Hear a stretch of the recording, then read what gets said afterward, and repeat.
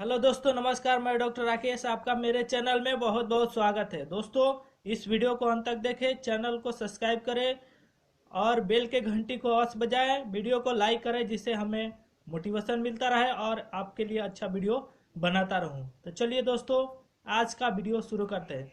तो दोस्तों, आप सबका बहुत क्वेश्चन आ रहा था, सवाल आ रहा था जिसका मैं आंसर नहीं दे पा रहा था। तो आज मैं सवालों के जवाब देने वाला हूं। तो आपका यदि कोई सवाल है तो आप इस वीडियो को अंत तक देखें।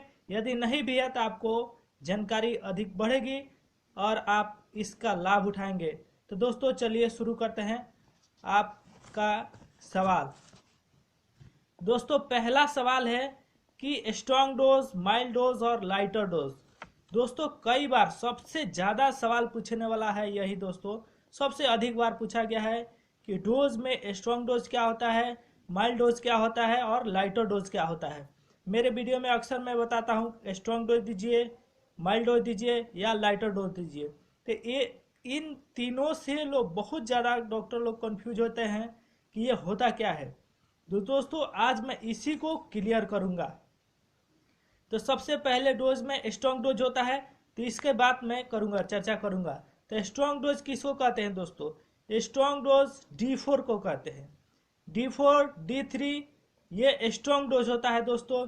इसको हम लोग स्ट्रॉन्ग डोज कहते हैं। यदि आपको मैं बोलूं कि स्ट्रॉन्ग डोज में मेडिसिन देनी है तो आप D3 या D4 यूज कर सकते हैं, नो प्रॉब्लम। यदि आपको मैं बोलूं दोस्तों माइल्ड डोज कि मेडिसिन में आपको माइल्ड डोज देनी है तो आपको कन्फ्यूजन नहीं होना चाहिए। आप D5 से लेकर D9 की मेडिसिन आप यूज कर सकते हैं।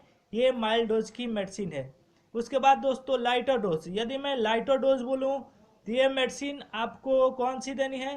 तो D10 और D20, D30, 40 ऐसे आप बढ़ते जाइएगा तो ये लाइटर से मोर लाइटर होते जाता है। तो दोस्तों, आपको पता है कि क्रोनिक डिजीज में हम लोग लाइटर मेडिसिन का यूज करते हैं। स्किन डिजीज हो गया, कैंसर हो गया, तो आप या टीबी हो गया, तो इन सब में आप लाइटर डोज का मेडिसिन यूज करेंगे। दोस्तों, समझ में आया कि लाइटर डोज क्या होता है? D4 से जितना आगे बढ़ते हैं, सॉरी D10 से जितना आगे बढ़ते हैं, D11, D10, D20, D30, D40, D50, D100, D200, आप जितना आगे बढ़ते हैं दोस्तों तो इसको हम लाइटर, मोर लाइटर, ये लाइटर से लाइटर होते जाता है। दोस्तों, मैं आशा करता हूं कि आपको मेरा सवाल, आपके सवाल का मैं जवाब दे चुका हूं। तो आप, यदि आपको फिर से कोई कन्फ्यूजन है तो आप मेरे कमेंट बॉक्स में कमेंट करके बता सकते हैं। तो पहला सवाल था दोस्तों स्ट्रॉन्ग डोज क्या है, लाइटर डोज क्या है, माइल्ड डोज क्या है। मैं आशा करता हूं कि आप लोग समझ गए होंगे। फिर से एक बार रिपीट कर दूं, स्ट्रॉन्ग डोज दोस्तों D3, D4 को हम लोग स्ट्रॉन्ग डोज कहते हैं। माइल्ड डोज दोस्तों D5 से लेकर D10 तक के मेडिसिन को हम लोग माइल्ड डोज कहते हैं। और लाइटर डोज दोस्तों D10 के बाद, D10 के बाद D20, D40, D30, D50, D100, D200 जितना आगे बढ़तेंगे तो ये लाइटर मेडिसिन होता है दोस्तों। ये लाइटर डोज कहा जाएगा। दोस्तों, दूसरा सवाल बहुत अधिक बार पूछा गया है कि AEH में आप बताते हैं नंबर की मेडिसिन, 7 नंबर, 30 नंबर, 12 नंबर, 45, 40, ये सब मेडिसिन बताते हैं। तो ये इंडियन मेडिसिन क्या है?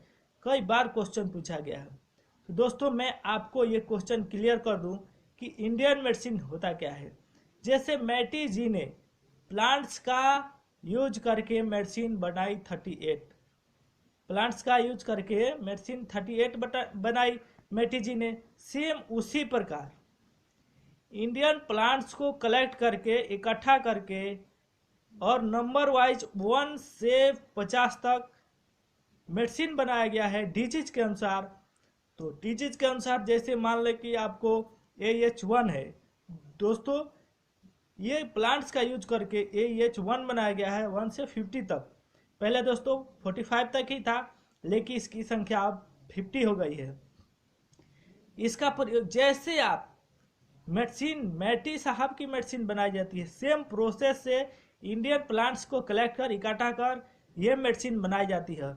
और सेम इसका strong dose, lighter dose, mild dose का प्रयोग करके ही इसका भी प्रयोग हम लोग डिजीज में करते हैं। दोस्तों AEH1 की बात करें तो ये अस्थमा और ब्रोंकाइटिस की मेडिसिन है, ये बहुत अच्छी मेडिसिन है दोस्तों। और AEH सेकेंड 2 की बात करें, ये पाइल्स के लिए है दोस्तों, ये ब्लीडिंग के लिए है। यदि आपको पाइल्स है, ब्लीडिंग पाइल्स है, तो इसका बहुत ही अच्छा प्रभाव है। AEH3 की बात करते हैं दोस्तों, तो ये आपको डायरिया एंड डिसेंट्री के मेडिसिन है, ये भी बहुत इफेक्टिव है। इसी तरह से आगे बहुत अच्छी अच्छी मेडिसिन इसमें दी गई है। इंडियंस प्लांट्स को कलेक्ट करके इकट्ठा करके और ये 50 मेडिसिन बनाई गई है। इसका प्रभाव बॉडी पे हमारे जैसे इलेक्ट्रो मेडिसिन काम करती है, इलेक्ट्रोहोम्योपैथी की मेडिसिन वर्क करती है, वैसे ही ये मेडिसिन इंडियन इलेक्ट्रोहोम्योपैथी भी हमारा मदद करती है और डिजीज को ठीक करती है। दोस्तों यदि आप इस इंडियन मेडिसिन को लेना चाहते हैं या इसके बारे में अधिक जानकारी चाहते हैं तो एक बुक है डॉक्टर अर्जुन सिंह द्वारा लिखी हुई, इसमें पूरा डिटेल्स दिया गया है।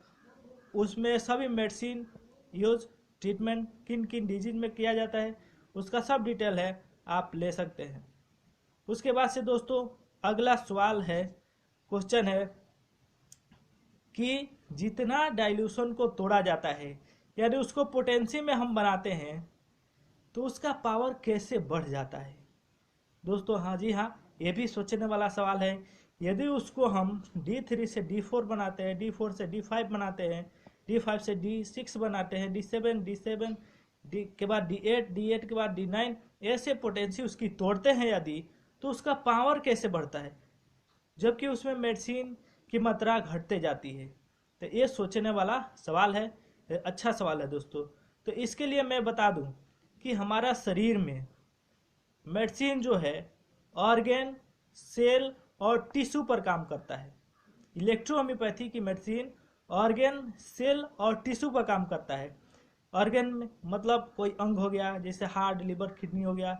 उसके बाद से सेल, हार्ट भी सेल से बना हुआ है, उसमें सेल है। उसके बाद से आगे बढ़ते हैं तो सेल किससे बना है, टिश्यू से मिलकर बना है। तो यही कारण है कि हम पुराना से पुराना डिजीज यानी क्रोनिक डिजीज जो एलोपैथी में नहीं ठीक होता है, उस डिजीज को हम लोग अपने इलेक्ट्रोहोम्योपैथी में ठीक करते हैं। क्योंकि दोस्तों ये लिम्फ और ब्लड को शुद्ध करती है, लिम्फ और ब्लड को प्यूरिफायर करती है, जिससे सेल और टिश्यू और ऑर्गेन पूरी तरह से स्वस्थ हो जाते हैं और बीमारी हमारा दूर हो जाता है। मेरा कहने का अर्थ है कि जितना मेडिसिन को हम तोड़ेंगे, उसको पोटेंसी हाई करेंगे, तो उस मेडिसिन का पावर बढ़ते जाता है, क्योंकि वो अधिक भेदन क्षमता उसकी बढ़ती जाती है, उसकी पावर जो है अंदर तक जाती है और उसको सेल, उसके बाद टिश्यू तक जाके उसको टिश्यू को भी सुरक्षा प्रदान करती है, उसको डिजनरेट होने से, माने उसको खराब होने से ये मेडिसिन को क्या करती है, रोकती है। तो अगर इसको आसान भाषा में समझे दोस्तों, एक बम होता है, बम, परमाणु बम, एटम बम या छोटा बम कोई हो गया, और उसके बाद से एक बंदूक की गोली हो गई या बंदूक हो गया। दोस्तों यदि हम कोई बम को, सिंपल बम, छोटा बम है, परमाणु बम की मैं बात नहीं कर रहा हूँ, छोटा बम को अगर मैं एक जगह पे फोड़ूं तो 2, 4, 10, 20, 50 लोग घायल हो सकते हैं। लेकिन दोस्तों यदि हम गोली से अगर निशाना लगाते हैं तो वो गोली बहुत दूर तक जाती है।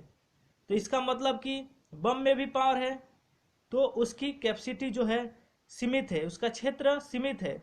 लेकिन यदि गोली की बात करें उसमें भी पावर है और वो अधिक दूर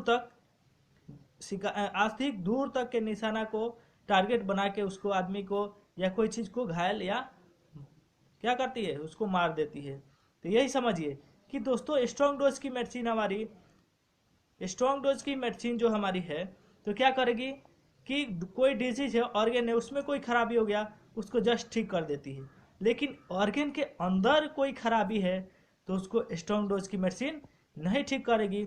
उसके लिए हमें लाइटर डोज, माइल्ड डोज का प्रयोग करना पड़ता है। दोस्तों मैं आशा करता हूं कि आपके सवालों का जवाब मिल गया होगा। आप मेरे वीडियो को अधिक से अधिक शेयर, लाइक और सब्सक्राइब करें और आप इसी तरह से प्यार बनाए रहें। थैंक यू दोस्तों, नमस्कार।